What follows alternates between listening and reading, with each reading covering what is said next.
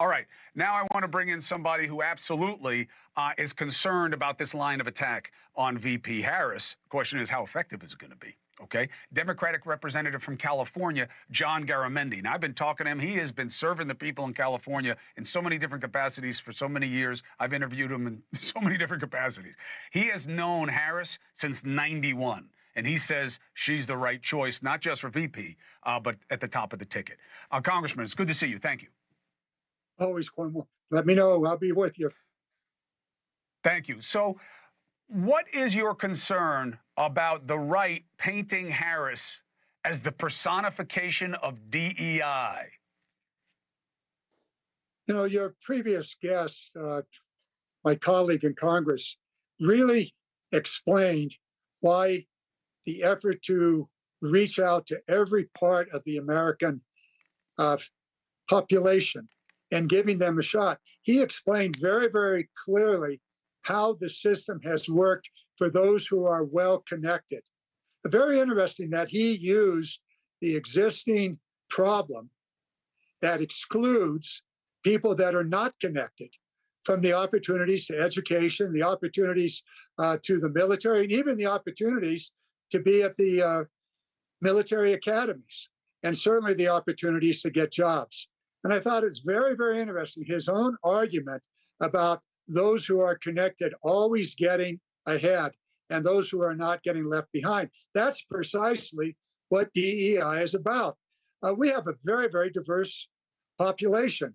And it is, well, what, 52% of the American population are women? And you made a very good point about women not getting equal pay, opportunities at the job. Take a look at the board of directors of the major corporations, where DEI has been applied to try to bring into those boards diverse views, including women. And in California, 50% of our population are non-white.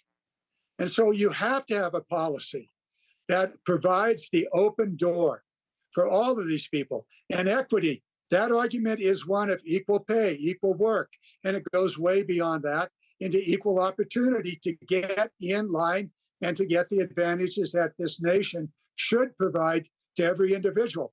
And the inclusion issue is critically important.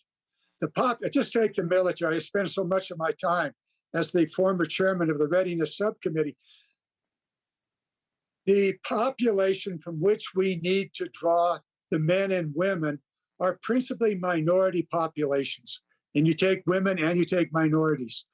And if you do not have a program to reach out to those people, both at the academies, and the Republicans are trying to stifle and stop that opportunity, but also in the ranks, moving up through the ranks, both in the officer corps as well as in the non-officer corps.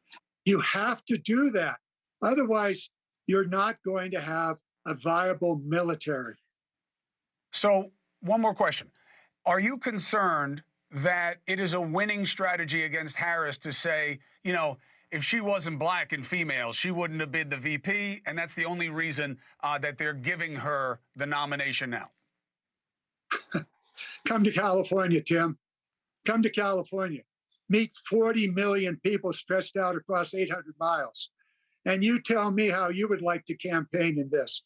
I've been in 4 statewide races, and I'm telling you, you do not win in California if you do not know and if you cannot connect. Kamala Harris ran for, first of all, in San Francisco, one of the most difficult political cities in this nation, where you have really a very, very complex. She ran and won as district attorney. She ran and won as attorney general twice. And then for the U.S. Senate, she is incredibly well prepared to campaign. Watch out, Trump. You're going to get your comeuppance. Indeed, you have a prosecutor running against a convicted felon. John Garamendi, appreciate you making the case. Thank you for taking the opportunity. Hey, thank you for watching. Please go to newsnationnow.com, newsnationnow.com, and you can find NewsNation on your television provider. And don't forget to click the red subscribe button down below. Then you will get more of NewsNation's fact-driven coverage.